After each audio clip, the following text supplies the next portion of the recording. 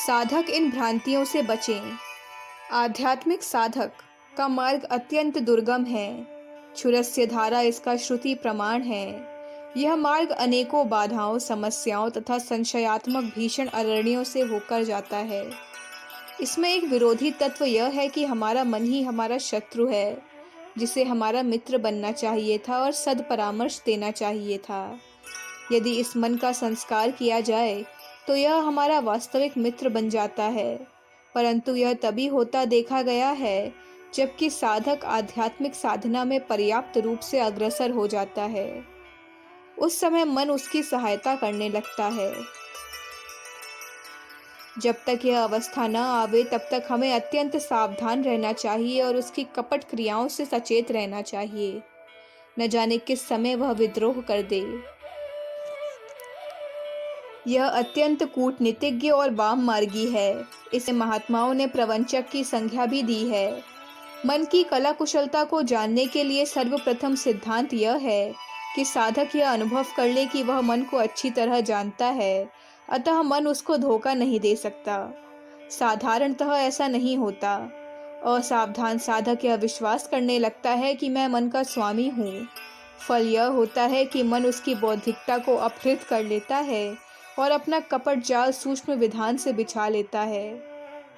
आपने यह तो सुना होगा कि शैतान भी अपने उद्देश्य की सिद्धि के लिए धर्मशास्त्र का उदाहरण दे सकता है। इसी प्रकार मन बुराइयों में लिप्त होने के लिए तथकथित गुणों का प्रयोग करता है। इसमें वाद विवाद की स्वाभाविक इच्छा होती है। यह भ्रांति है। अपने पक्ष में गर्हित कार्य को न्याय संगत सिद्ध करने के लिए अच्छे सिद्धांतों का उपयोग करता है, और जब तक इसकी गंभीर समीक्षा न की जाए यह कपट नहीं प्रकट होता। इन वाद विवादात्मक सिद्धांतों का वर्णन नीचे किया जाता है। यह वास्तविक साधकों के लिए जो अपने मन का अध्ययन करना चाहते हैं तथा तत्संबंधी दोषों तथा त्रुटियों का परिहार करना चाहते हैं उपयोगी सिद्ध होंगे। जो साधक व्यवहार परायण हैं उनके लिए भी यह सिद्धांत विशेष लाभदायक सिद्ध होंगे। विवादात्मक भ्रांति। साधकों से कहा जाता है, जब तुम स्त्रियों में रहो तो देवी भाव अथवा मातृभाव का अनुभूति करो। यह आपकी पवित्रता तथा आध्यात्मिक उन्नति के लिए महान सिद्धांत है, किंतु इससे यह अर्थ नहीं कि आप स्त्रियों में रहो, और इसका यह तात्पर्य भी नहीं कि आप अपने विरोधी लिंग से सीमा को तोड़कर बिना किसी मर्यादा के मिलते जुलते रहो। मन यह प्रश्न करेगा, क्यों नहीं? यदि करूं तो कैसा? उनकी उपस्थिति में अपसरण सर्वथा कायरता है। जब हम देवी भाव से विचार करते हैं तो भय कैसा? सावधान साधक वृंद, इन विचारों से सावधान। ईश्वरीय भाव इस बात का प्रमाण नहीं है कि साधक के मार्ग की संपूर्ण बाधाएं दूर हो गईं। अतः साधकों के लिए स्थायी नियम यही है कि विरोधी लिंग के साथ समस्त संपर्क त्याग दें। हाँ, जब कभी ऐसा संपर्क अनिवार्य हो जाए तो देवी भाव रखना न्याय संगत है। इसके साथ ही साधकों को स्त्री विरोधी होने अथवा उनसे घृणा करने से निषेध किया गया है। पूजा करो जैसा कहा गया है, किंतु कुछ दूर से। देवी भाव तथा मातृभाव के सिद्धांत से यह विचार नहीं करना कि तुम सदा उन्हीं के साथ रहो। अपने मन की इस विवादात्मक प्रवृत्ति को रोको। विवादात्मक भ्रांति। इसके पश्चात एक शिक्षा इस प्रकार है, तुम फुफकार सकते हो परंतु काटना नहीं। अर्थात तुम दूसरे को उसके सामने धमका सकते हो, उसको अपमानित भी कर सकते हो, किंतु उसके विनाश के लिए कर्तव्य परायण न होना। फुफकारने का यह सद्परामर्श उस सर्प को दिया गया है जो अधिक धार्मिक बनने के फेर में ऐसा निरीह और निर्बल बन गया कि कुछ दुष्ट बालकों ने उसे उत्पीड़ित करना प्रारंभ कर दिया था। जानते हो, यह केवल मात्र भीत गृहस्थों को, जो अपने व्यावहारिक जीवन में कठिन परिस्थितियों का सामना करते हैं, एक परामर्श मात्र है। यदि इस व्यावहारिक जीवन में अवंती के ब्राह्मण की भांति अत्यधिक मात्रा में विनम्रता का अनुसरण किया जाएगा तो सर्वत्र व्याप्त आसुरिक तत्वों के बीच जीवन धारणा करना असंभव हो जाएगा। अतएव जहाँ तक हो सके तुम्हारी मौलिक भद्रता तथा भातृ तत्वों पर प्रभाव न पड़े। बाहरी निरपेक्षता का प्रदर्शन क्षम्य है, किंतु साधना तथा निवृत्ति मार्ग पर चलने वाले साधक को यह परामर्श नहीं दिया जा सकता, अवश्यमेव नहीं। साधकों को इस बात पर ध्यान रखना चाहिए कि साधक के लिए दंशन तो दूर रहा, फुफकार की भी आज्ञा नहीं है, क्योंकि फुफकारना शीघ्र ही उसके स्वभाव का अंग हो जाएगा और समय असमय तुम हर वस्तु पर, हर बात के लिए हर एक फुफकार छोड़ने लगोगे।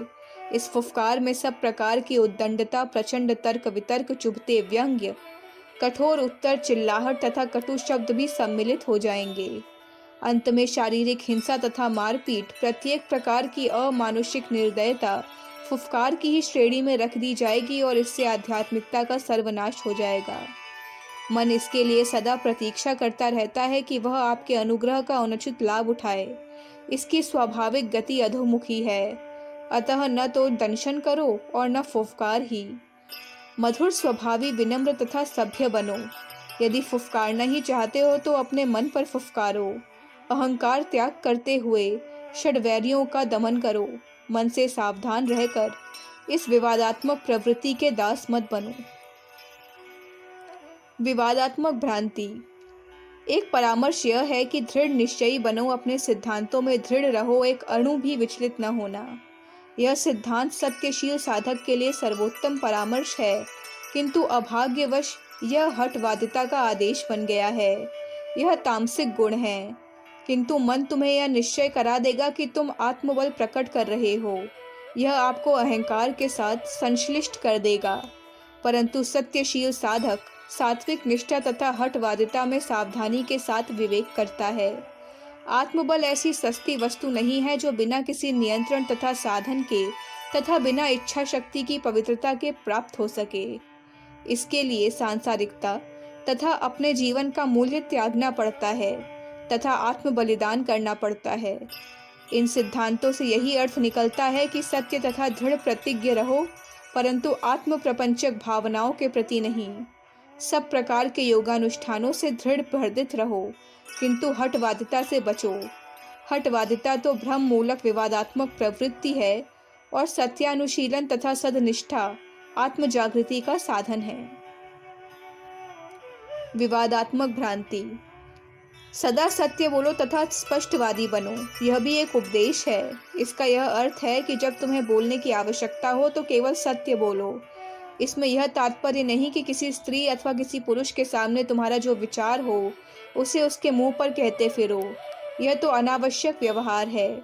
स्पष्टता के बहाने दूसरों की भावनाओं पर विचार किए बिना ही अपने स्वतंत्र सम्मतियों को प्रकट करना आर्जव तथा स्पष्टवादिता नहीं है, वरन यह एक प्रकार की विचारहीनता और निर्दयता की सीमा है। इससे साधक की प्रशंसा नहीं होती।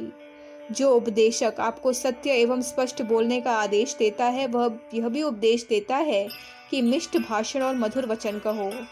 मैं तो इस विचार का हूँ कि अरुचिकर सत्य का अकथित रहना ही श्रेयस्कर है। यदि यह अनिवार्य हो जाए तो उसकी अभिप्रकाशन की रीति है, वह है नम्र विज्ञप्ति, जिससे दूसरों की भावनाओं पर चोट न लगे। यह भी तो सत्य भाषण है। याद रखो कि सत्यात्मकता तथा अहिंसा साथ साथ चलनी चाहिए। विवादात्मक भ्रांति। यह सत्य है कि वैराग्य एक मानसिक अवस्था एवं अनासक्ति है। मनुष्य का स्वभाव है कि इस परिभाषा का उपयोग इंद्रिय जीवन की उपयोगिता को सिद्ध करने के लिए करता है। अतः तर्क किया जाता है कि मैं इन सब में आसक्त नहीं हूँ, मैं एक क्षण में इनसे ऊपर उठ सकता हूँ, मैं तो स्वामी के समान इनका आनंद लेता हूँ। मन से तो मैं अनासक्त हूँ। साधकों, क्या आपको स्मरण नहीं है कि विषयों के संपर्क से विश्वामित्र के समान तपस्वी भी पतित हो गए? अतः वैराग्य को साधारण भाव से ग्रहण मत करो। श्रम पूर्वक वैराग्य का अर्जन करना पड़ेगा और सावधानी से उसकी रक्षा करनी पड़ेगी। तपस्या की चरम सीमा तक जाने पर भी यह दशा होती है। मनुष्य की साधारण प्रकृति इंद्रिय जन्य है। मन आनंद से, प्रेम तथा संयम से घृणा करता है। अविवेकी साधक निज विशेषता को सत्वर ही भूल जाता है और सभी तपस्याओं को अप्रियकर समझता है। तत्परिणामतः वह भोग में लिप्त हो जाता है और तितिक्षा शक्ति का त्याग कर देता है तथा सहस्त्रों आवश्यकताओं का दास बन जाता है। यहाँ मूर्खतापूर्ण अति से सावधान किया गया है, किंतु यह भी साथ साथ समझना कि साधना की प्रारंभिक अवस्था में विकास के निमित्त कुछ अंशों तक तितिक्षा अनिवार्य है। मन गीता का उदाहरण भी देगा कि भगवान ने तामसिक तप की निंदा की है। उन्होंने शरीर, वाणी तथा मन के सात्विक संयम की प्रशंसा की है। अतः सावधानी से विचार स्थिर करना चाहिए। विवादात्मक भ्रांति। अंत में सबसे भयंकर धोखा जो मन देता है वह स्वयं साधना के संबंध में है। साधक जिस साधन का उपयोग अपने जीवन के उत्थान तथा उसको दिव्यतम बनाने के लिए करता है वही अहंकार तथा इंद्रियों का कौतुक बन जाता है। यह जाल ऐसा है जिसको छत विक्षत करना अत्यंत दुरूह है। यहाँ तक कि साधक की सालों की साधना का विकास रुक जाता है। उदाहरण के लिए देखिए, कोई साधक मधुर राग तथा संगीत प्रियता के कारण अपनी साधना के लिए कीर्तन चुनता है। कला के प्रशंसक तो मिल ही जाते हैं, अतः प्रत्येक अवसर पर उसको निमंत्रण आने लगता है। सत्संगियों को उससे प्रेम भी होने लगता है। अब मन अपना जाल बिछाता है। कीर्तन दिन पर दिन मधुरतर होता जाता है। उसमें नित्य नवीन राग और आलाप का संयोग होता जाता है। इस प्रकार साधना दुमुखी हो जाती है। इसका परिणाम यह होता है कि साधक जाल में पूरी तरह फंस जाता है और उसकी साधना मोक्ष के स्थान पर बंधन का कारण बन जाती है। निष्काम कर्मयोग ही लो। बिना किसी प्रतिफल के परोपकार तथा सेवा करना इस संसार में नहीं सुना जाता। अतः निष्काम सेवक असाधारण माने जाते हैं। उनके लिए सभी के द्वार खुले हैं। सभी लोग अपनी कष्ट गाथाएं उसे सुनाते हैं, अपना अंतर खोल देते हैं तथा अपनी व्यक्तिगत गोपनीय समस्याएं भी उसके समक्ष उपस्थित कर देते हैं, क्योंकि उनका विचार रहता है कि निष्काम योग सभी बातों में पवित्र है। यहाँ साधकों को छुरे की धार पर चलना पड़ता है। सेवा के लिए तत्कथित पथ पर अभिन्न हृदयता तथा दंभ का परिपोषण होता है और साधक भी निष्काम सेवा में अत्यंत प्रेम रखता हुआ प्रतीत होता है। परंतु मैं यह बताना चाहता हूँ कि यह अनुराग इंद्रिय परायणता के कारण ही है, न कि सेवा भावना के कारण।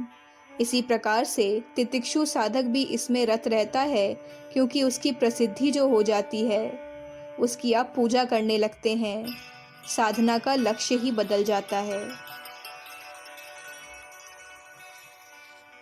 हमारा भाग्योदय क्यों नहीं होता? इसलिए कि हम यत्न यानी उद्यम नहीं करते। करने से तो सब कुछ होता है। अतः पहले उद्योग करना सीखो।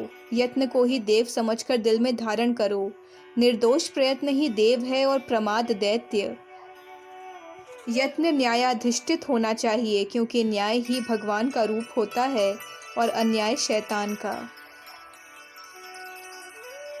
अखंड ज्योति, अप्रैल 1959, पृष्ठ संख्या 5, 6, 7, 8। हमारे YouTube चैनल विचार क्रांति दूत अखंड ज्योति पत्रिका को सब्सक्राइब करें एवं अगली वीडियोस प्राप्त करने के लिए बेल आइकन दबाएं। धन्यवाद।